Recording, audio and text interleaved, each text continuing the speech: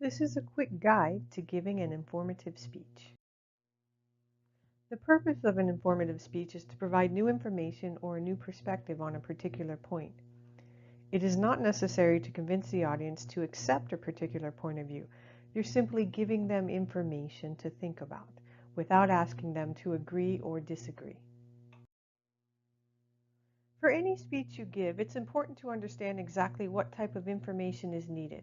So we'll take this example. The purpose of the speech will be to inform others in your group about a cultural aspect of your country. So in the speech, you need to describe the cultural aspect, explain why it is an important part of understanding your country, and explain how to participate in this particular part of the culture, or at least how you participate in the part of the culture.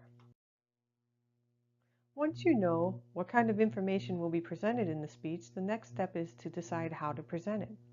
Informative speeches can use the following tactics to communicate information: definitions, descriptions, and details. You want to start an informative speech with an interesting fact or story to grab the audience's attention, much like you would start an essay. So let's say we're going to talk about tipping. You might start with this fact. According to a survey reported in the Daily Mail, servers depend on tips for about 25% of their hourly wage. You can see that the person has cited a source, the Daily Mail, where they found this fact. This is important. If you use outside factual information, always cite your source in the speech by saying according to or such and such source says. So the interesting fact served as your hook or introduction. Now you want to give a clear thesis and supporting examples in your speech. So for example, the thesis would be, in the US, it is expected that people tip or give extra money for certain services that are provided. And a couple supporting examples. One, it is an important form of etiquette, and etiquette means manners or politeness. And two, the tip rate can range from a couple of dollars to 20% of the bill, depending on the service.